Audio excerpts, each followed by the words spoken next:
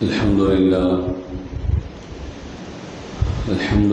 رب العالمين، والصلاة والسلام على سيد الأنبياء والمرسلين محمد وآله وأصحابه أجمعين ومن تبعهم بإحسان إلى يوم الدين، أما بعد.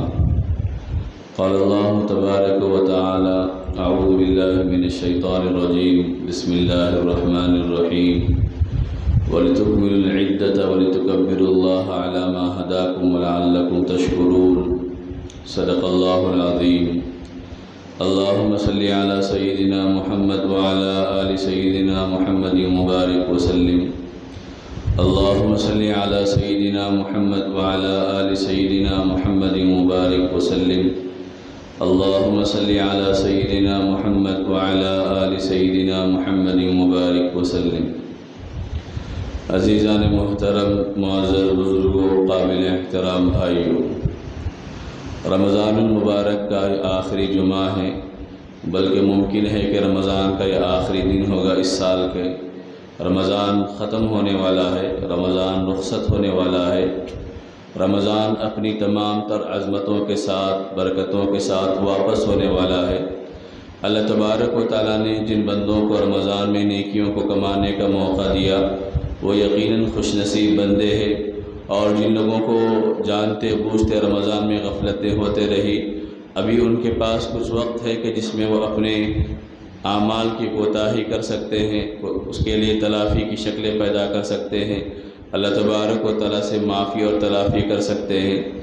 رمضان کے آنے کی خوشی ایک مسلمان کو ہوتی ہے، تو اسی طرح رمضان کے جانے کا غم اور رنج و ملال بھی ہوتا ہے. جس کے دل میں نیک اعمال کی محبت ہو اور نیک اعمال کے کرنے کی فکر ہو، تو ایسے ایمان والوں کے لیے رمضان کا رخصت ہو جانا اپنے کسی عزیز اور محسن کے رخصت ہو جانے سے کم نہیں ہے. جیسے کوئی اپنا دوست جو گہرا تعلق اور رشتے والا ہو، وہ اگر ہم کو چھوڑ کر چلے جائے تو اس کے چلے جانے کی وجہ سے غم ہوتا ہے، اس کی یادیں ہم کو ستاتی ہے، پریشان کرتی ہے. تو ایمان والوں کے لیے اس سے کہیں زیادہ تعلق رمضان کا ہے. رمضان سے اتنا گہرا رشتہ جوڑ کر بتایا گیا. نبی کریم صلی اللہ علیہ وسلم نے فرمایا، صحیح ابن خزیمہ اور شعب الایمان میں روایت ہے کہ نبی کریم صلی اللہ علیہ وسلم نے فرمایا، اگر میری امت کو معلوم ہو جائے کہ رمضان کیا چیز ہے تو وہ تمنا کرے گی کہ سال بھر رمضان رہے، پورا سال رمضان رہے. اگر امت کو رمضان کی حقیقت، رمضان کی عظمت اور رمضان میں اللہ تبارک و تعالیٰ کیا کچھ دیتا ہے اس کا صحیح اندازہ اور صحیح احساس ہو جائے تو وہ اس بات کی تمنا کریں گے کہ ہمیشہ رمضان رہے، رمضان کبھی رخصت نہ ہو.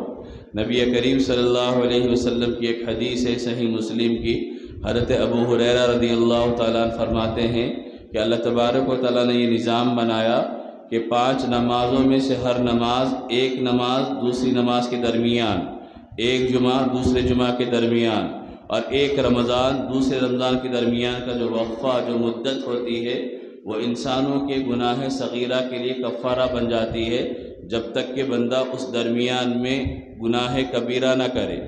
ایک نماز پڑھنے کے بعد دوسری نماز جو پڑھتا ہے اس کے درمیان کا جو وقفہ ہے وہ اس کے لیے کفارہ بن جاتا ہے گناہ صغیرہ کا، جب تک کہ اس درمیان بندہ گناہ نہ کرے. ایک جمعہ ادا کیا، اس کے بعد کا جو اگلا جمعہ ہوگا اس درمیان کا جو وقفہ، جو مدت ہوگی، وہ کفارہ بن جاتا ہے صغیرہ گناہوں کا، جب تک کہ اس درمیان کوئی گناہ نہ کرے کبیرہ. اسی طرح ایک رمضان سے لے کر دوسرے رمضان کا جو عرصہ، جو وقفہ، جو مدت ہوتی ہے، وہ بھی انسانوں کے لیے گناہوں کو صاف کرنے کا اور گناہوں کو مٹا دینے کا ذریعہ ہے، جب تک کہ انسان اس درمیان میں کوئی گناہ کبیرہ کا ارتکاب نہ کرے. تو یہ اللہ تبارک و تعالیٰ نے نظام بنایا، اور رمضان کو عطا ہی اس لیے کیا گیا تھا تاکہ انسان اپنی مغفرت کروا لے، اپنی بخشش کروا لے. آپ نے شروع میں یہ حدیث سنی تھی رمضان کے استقبال کے موقع پر، حضرت سلمان فارسی رضی اللہ تعالیٰ عنہ سے منقول جو لمبی روایت ہے، اس میں رمضان کی خصوصیات کو بیان کیا گیا. اور ایک موقع پر اللہ کے نبی صلی اللہ علیہ وسلم جب ممبر پر چڑھے تھے تو ممبر کی جیسے جیسے سیڑھیوں پر چڑھتے گئے، نبی کریم صلی اللہ علیہ وسلم نے آمین فرمائی. اس کے بعد جب موقع مکمل ہو چکا تو صحابہ اکرام رضوان اللہ علیہم اجمعین نے پوچھا کہ اللہ کے نبی صلی اللہ علیہ وسلم آپ نے خلاف معمول سیڑھی پر قدم رکھ کر آمین کیوں کہا؟ تو نبی کریم صلی اللہ علیہ وسلم نے فرمایا کہ جبرائیل آئے تھے اور انہوں نے 3 لوگوں کے حق میں بد دعا دی ہے، میں نے ان کی اس بد دعا پر آمین کہی۔ جبرائیل نے پہلے اس شخص کے حق میں بد دعا دی جو رمضان کے مبارک مہینے کو پالے اور اپنی بخشش نہ کروا لے، تو میں نے اس کی جبرائیل نے بد دعا دی، میں نے آمین کہی۔ رمضان انسانوں کی بخشش کے لیے، انسانوں کی معافی کے لیے، انسانوں کی نجات کے لیے، انسانوں کی ہدایت کے لیے، انسانوں کے اچھے اعمال کو انجام دینے کی توفیق فراہم کرنے کے لیے اللہ تبارک و تعالی عطا فرمایا۔ تو جو رمضان کا مہینہ بھی پالے، اللہ تبارک و تعالیٰ کی طرف سے اعلانات پہ اعلانات عطا کی، بخشش کے، معافی کے ہو، اور اس پر بھی وہ اپنے آپ کو نہ سدھار لے، تو ایسا مجرم، ایسا محروم حقیقت میں سب سے بڑا محروم ہے اور سب سے بڑا بد نصیب ہوگا۔ تو اللہ کے نبی صلی اللہ علیہ وسلم نے ایک وہ کہ جو رمضان کو پائے اپنی بخشش نہ کروا لے، اس کے محروم ہونے پر جبرائیل نے بد دعا دی، نبی پاک صلی اللہ علیہ وسلم نے آمین فرمائی۔ اس کے بعد نبی کریم صلی اللہ علیہ وسلم نے فرمایا کہ جس کے سامنے میرا نام لیا جائے اور وہ مجھ پر درود نہ بھیجے، ایسے شخص کے بارے میں بھی جبرائیل نے بد دعا دی اور میں نے آمین کہی۔ اور تیسرا وہ شخص کہ جو اپنے بوڑھے والدین کو بڑھاپے کی حالت میں پالے، کہ اس کے بوڑھے والدین ہو، وہ ان کی خدمت کر کے جنت کو نہ پالے، تو ایسا بھی محروم ہوگا۔ تو میرے بزرگوں، میرے بھائیوں، رمضان کا یہ مہینہ اللہ تبارک و تعالیٰ نے انسانوں کی نجات کے لیے عطا فرمایا۔ رمضان رخصت ہوتا ہے تو ایک ایمان والے کے دل میں رنج و ملال ہوتا ہے، اور آدمی اپنی زبان سے اس کا اظہار کرتا ہے کہ رمضان چلے جا رہا، بڑا ملال ہو رہا، لیکن یہ الفاظ ہے ظاہر کے۔ ان الفاظ میں جان اس وقت آئے گی جب رمضان کے جانے کے بعد بھی انسان نیک اعمال کرنے والا بنے۔ اب یہ میں اور آپ جانتے ہیں کہ رمضان پوری تربیت دینے کے لیے اللہ نے عطا فرمایا تھا، رمضان میں پوری ایمانی ٹریننگ ہم کو دی گئی، رمضان میں ہمارے اعمال کو بنانے، ہماری عبادتوں کو سنوارنے، ہمارے تعلق کو اللہ سے مضبوط کرنے کا ایک مکمل نظام اللہ تبارک و تعالیٰ نے، ایک پورا نصاب اللہ تبارک و تعالیٰ عطا فرمایا تھا۔ اب جب رمضان رخصت ہو رہا ہے اور رمضان جا رہا ہے تو ہماری یہ ذمہ داری ہے کہ رمضان نے جن اعمال کے ذریعے ہماری تربیت کی تھی اور جن اچھائیوں کا ہمیں خوگر اور عادی بنایا تھا، رمضان کے جانے کے بعد بھی وہ صلاحیتیں، وہ کیفیتیں اور وہ تربیتی اثرات ہماری زندگی میں ہونے چاہیے۔ جیسے اللہ کے نبی صلی اللہ علیہ وسلم نے فرمایا کہ رمضان صبر کا مہینہ ہے اور صبر کا بدلہ اللہ جنت کی شکل میں عطا فرمائے گا۔ رمضان میں انسان کھانے پہ صبر کرتا ہے، پانی پہ صبر کرتا ہے، خواہشات پہ صبر کرتا ہے، تو رمضان کے جانے کے بعد بھی جن چیزوں پہ اللہ نے صبر کرنے کا حکم دیا ہے ان چیزوں پہ صبر کرے۔ گناہ کا شدید تقاضا آ جائے، اللہ کی نافرمانی کرنے کا جذبہ پیدا ہو جائے، ایسے موقع پہ اپنے نفس کو کنٹرول میں کرے اور اس دھیان کو، اس توجہ کو لائے کہ میں اللہ تبارک و تعالیٰ کی رضا اور خوشنودی کے خاطر اللہ کی نافرمانی نہیں کروں گا، تو یہ صبر کرنا اس کے لیے جنت کے حصول کا ذریعہ بنے گا۔ رمضان میں تربیت دی گئی تھی کہ رمضان ہمدردی کا مہینہ ہے، غمخواری کا مہینہ ہے، دوسروں کے ساتھ اچھا سلوک کرنے کا مہینہ ہے۔ اسی لیے رمضان کے مہینے میں اللہ کے نبی صلی اللہ علیہ وسلم نے فرمایا جو روزے دار کا روزہ افطار کرائے گا، اللہ روزہ رکھنے والے کو جتنا ثواب دے گا، روزہ افطار کرانے والے کو بھی اتنا ہی ثواب دے گا۔ اس ثواب کو پانے کے لیے لوگ کوششیں کرتے رہے۔ اللہ کے نبی صلی اللہ علیہ وسلم سے صحابہ نے پوچھا تھا، نبی کریم صلی اللہ علیہ وسلم ہمیں ہر آدمی اتنی وسعت اور گنجائش نہیں رکھتا کہ جو کسی کو روزہ کرائے، افطار کرائے، تو اس کا ہی ذہن میں ان لوگوں کے تصور تھا کہ شاید لمبے اہتمام کے ساتھ افطار کرانا شمار کیا جائے گا۔ نبی کریم صلی اللہ علیہ وسلم نے فرمایا اس کے لیے کسی لمبے چوڑے عمل کی ضرورت نہیں ہے، اگر تم کسی کو ایک کھجور کے ذریعے یا پانی کے ایک گھونٹ کے ذریعے یا لسی کے ایک گھونٹ کے ذریعے بھی افطار کراؤ گے تو افطار کرانے کا ثواب اللہ تبارک و تعالیٰ تم کو عطا فرمائے گا۔ یہ ہمدردی، یہ غمخواری، یہ دوسروں کے ساتھ بھلائی اور دوسروں کو اپنے اوپر ترجیح دینے کا مزاج رمضان میں بنایا گیا تھا۔ رمضان چلے جائے تو یہ مزاج، یہ کیفیت ہمارے اندر ہونی چاہیے کہ ہم لوگوں کے ساتھ اچھا برتاؤ کریں۔ رمضان میں حدیث میں اللہ کے نبی نے فرمایا تھا کہ تم اپنے غلاموں کے، اپنے خادموں کے، اپنے نوکروں کے بوجھ کو ہلکا کر دو۔ جو نوکروں اور خادموں کے بوجھ کو ہلکا کر دے گا اللہ جہنم سے اس کو آزاد کرا دے گا۔ یعنی ان کے ساتھ حسن سلوک کرنا، ان کے ساتھ بھلائی کا معاملہ کرنا، ان کے ساتھ ہمدردی کا معاملہ کرنا، اس کی تعلیم دی گئی تھی۔ رمضان کے جانے کے بعد بھی ان ساری صفات کو اپنے اندر لانا اور اختیار کرنا ضروری ہے۔ رمضان میں اللہ کے نبی صلی اللہ علیہ وسلم نے فرمایا تھا کہ کامل روزے دار وہ ہوگا کہ جس کا زبان بھی محفوظ رہے، اور جس کے اعضاء بھی محفوظ رہے۔ اخلاق کی تربیت دی گئی تھی، اور یہ بتایا گیا تھا اگر تم روزے کی حالت میں کوئی تم سے لڑے جھگڑے اور لڑائی کرنے پر تیار ہو جائے تو تم اس کے ساتھ لڑائی مت کرو، اس کے ساتھ جھگڑا مت کرو، بلکہ تم یہ کہہ دو کہ انی صائم، میں روزے دار ہوں، میں لڑائی جھگڑا نہیں کروں گا۔ اگر کوئی گالی گلوچ کرے تو تم اس کے ساتھ گالی گلوچ والا معاملہ مت کرو۔ یہ اخلاق کی تربیت اسلام نے روزے کے ذریعے، نبی پاک صلی اللہ علیہ وسلم نے رمضان کے ذریعے انسانوں کی فرمائی کہ تمہارا مزاج رمضان کے بعد بھی یہی ہونا چاہیے کہ تم معمولی باتوں پہ لڑنے والے اور چھوٹی چھوٹی باتوں پہ جھگڑنے والے اور معمولی چیزوں پہ لمبے مسائل کو کھڑا کر دینے والے مت بنو۔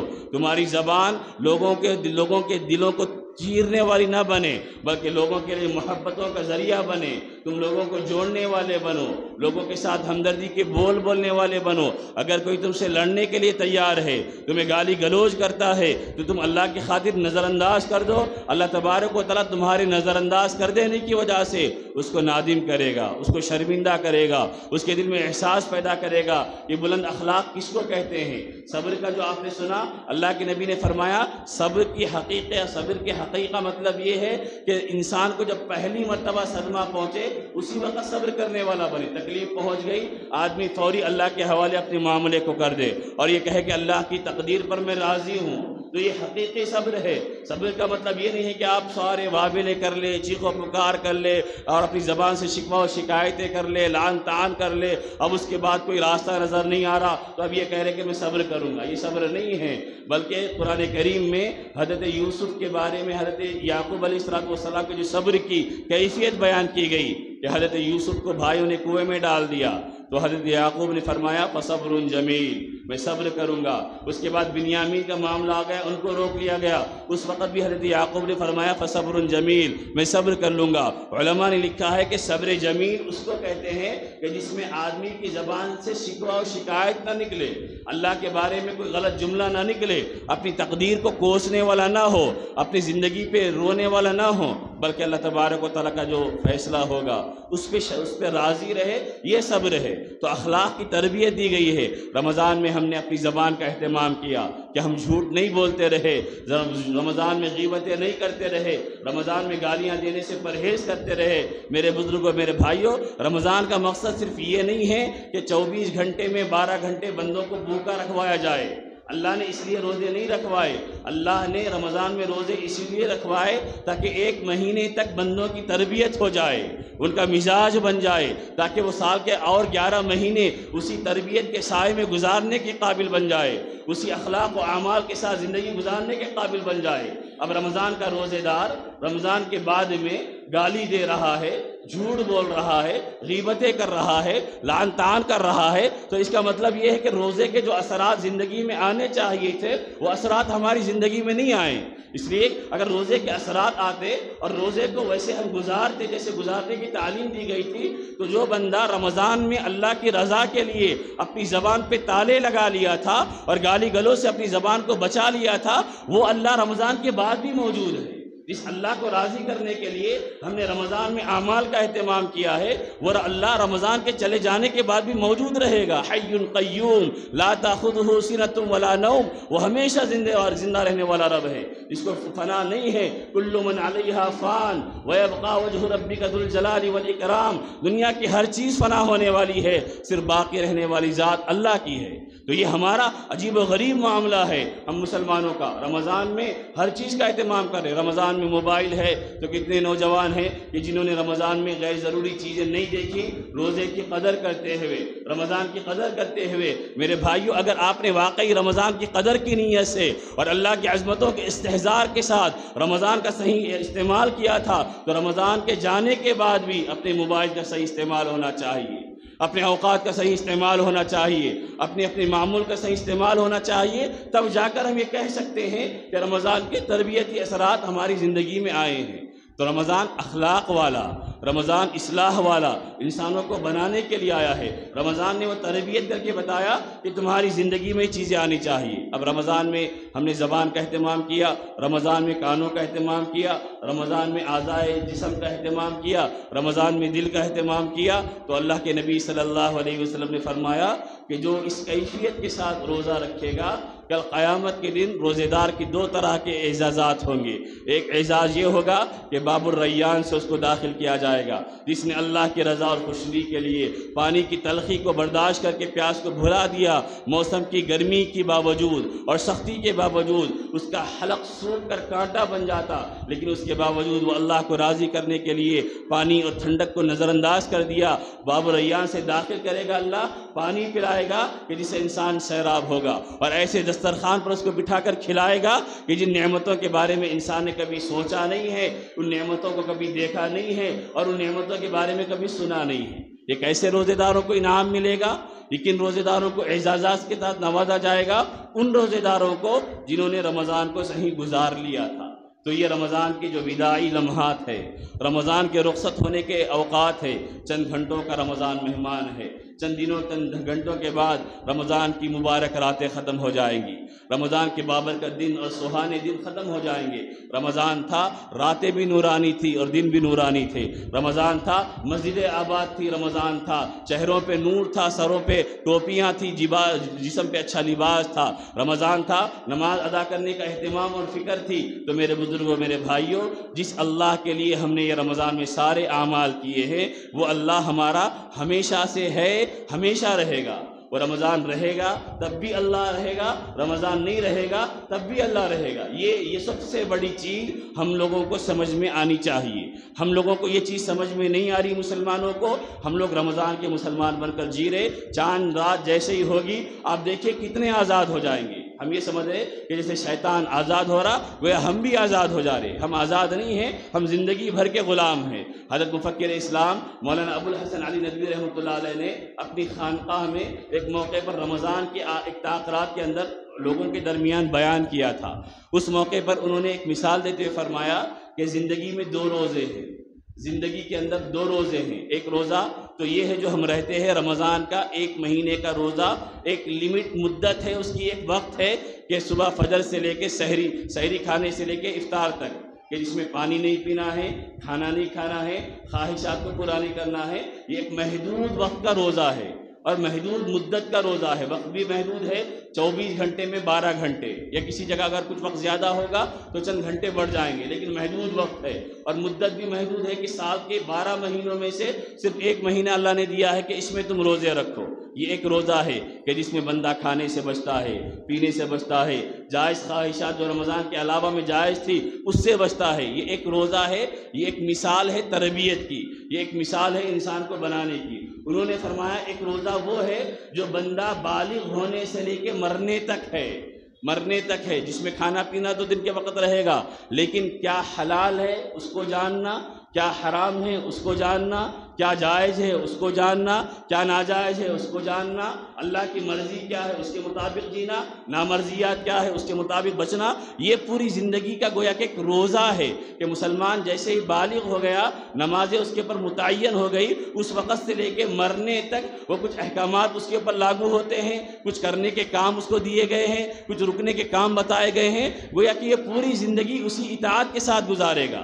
تو اللہ والوں نے کہا ہے کہ جیسے تم رمضان گزارو گے تو اللہ خوشی میں عید عطا فرمائے گا، اسی طرح جیسے زندگی گزارو گے اللہ انعام میں موت عطا کرے گا، اور بندہ اللہ کے پاس جا کر خوش ہو جائے گا کہ اے اللہ میں نے زندگی کو آپ کی اطاعت کے مطابق گزار لیا ہے۔ اس کے بعد اللہ انعام سے نوازے گا، اعزاز سے نوازے گا، جنت کی نعمتوں سے نوازے گا، جو بندہ پوری زندگی کو اطاعت کے ساتھ، فرما برداری کے ساتھ گزار لے گا۔ تو میرے بزرگوں، میرے بھائیوں، خلاصہ یہ ہے کہ رمضان کا جو مہینہ عطا کرنے کا مہینہ، جس میں ہماری تربیت کی گئی، اخلاقی تربیت، عبادات کی تربیت، رمضان میں روزے رکھے، دن میں فرض، رات میں تراویح کا اہتمام ہم نے کیا، اضافہ 20 رکعت تراویح ہم نے پڑھی۔ اس کے بعد جس کو اللہ نے موقع دیا وہ نوافل کا اہتمام کرتے رہے، جن کو اللہ نے موقع دیا صدقہ و خیرات کا اہتمام کرتے رہے، جن کو اللہ نے موقع دیا قرآن کریم کی تلاوت کا اہتمام کرتے رہے۔ تو گویا کہ ایک مسلمان کی پوری زندگی اور سال کے پورے مہینے اسی رمضان کے سانچے میں ڈھلے ہوئے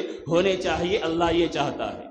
لعلکم تتقون جو کہا گیا کہ روزے تمہارے اوپر اس لیے فرض کیے گئے تاکہ تم متقی بن جاؤ، یعنی تمہاری پوری زندگی ہماری تعلیمات کے سانچے میں ڈھل جائے، ہمارے نبی کی ہدایات کے مطابق اتر جائے۔ ہم تم کو ایسے دیکھنا چاہتے ہیں جیسے ہمارے نبی نے تم کو تعلیمات دے کر بتایا کہ تم ایسی زندگی گزار لو۔ اس زندگی کا ایک مثال آدمی کیسے بنے گا، اس کے لیے ہم نے تربیت کے طور پر ایک رمضان کا مہینہ دیا۔ تو ہم نوجوانوں کی بھی ذمہ داری ہے، بڑوں کی بھی ذمہ داری ہے، خواتین کی بھی ذمہ داری ہے کہ ہم رمضان کے حقیقی مقصد کو سمجھیں کہ رمضان بھوکا رکھنے کے لیے نہیں دیا گیا، رمضان پیاسا رہنے کے لیے نہیں دیا گیا، رمضان اس لیے دیا گیا کہ یہ ایک مہینے کی تربیت بندوں کے اندر اتنی پاورفل بن جائے کہ 11 مہینے وہ ہماری اطاعت کے مطابق جینے کے عادی بن جائے، 11 مہینے وہ ہماری مرضیات کو پورا کرنے کے عادی بن جائے۔ آپ تھوڑی دیر کے لیے سوچئے کہ رمضان میں ہمارے پاس ہر نماز میں، ہر مسجد میں، ہر جگہ نمازیوں کی تعداد بڑھ کر رہ رہی، ہر مسجد میں 4 5 6 صفحے رہ رہی نمازوں کے اندر، لیکن جیسے رمضان رخصت ہو گیا تعداد میں کمی آ رہی۔ کس وجہ سے کمی آ رہی؟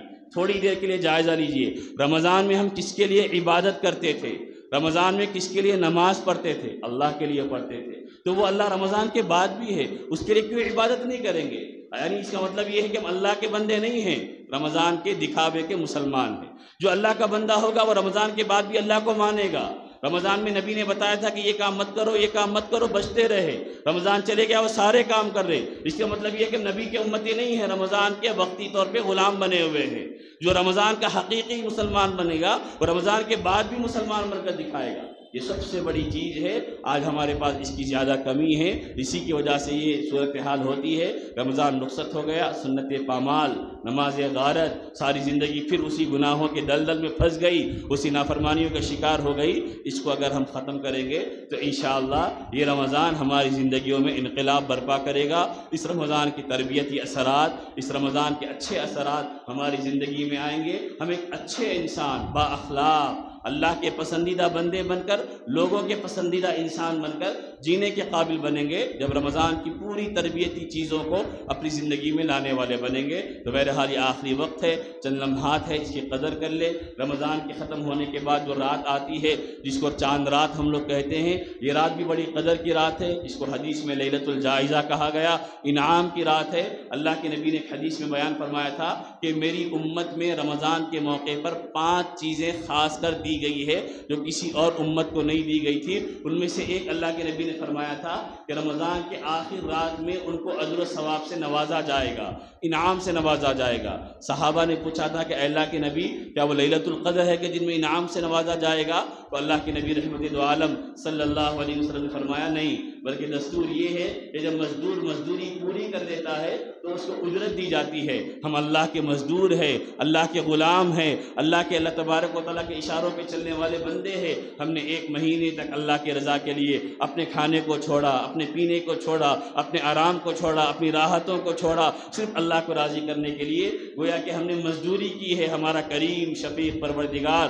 جو بندوں کے چھوٹے چھوٹے اعمال کی بڑی قدر کرنے والا ہے، وہ ہم کو رات میں انعام سے نوازے گا۔ اور عید کی رات جب بندے نماز پڑھنے کے لیے، عید کے دن جب بندے نماز پڑھنے کے لیے نکلتے ہیں، فرشتے زمین میں پھیل جاتے ہیں، اور جب نماز پڑھ کے واپس ہوتے ہیں فرشتے یہ اعلان کرتے ہیں کہ اے اللہ کے بندو، اے مسلمانوں کی جماعت، خوش ہو جاؤ، اللہ نے تم کو بخش دیا ہے، تم بخشے بخشائے اپنے گھروں کو واپس ہو رہے ہو۔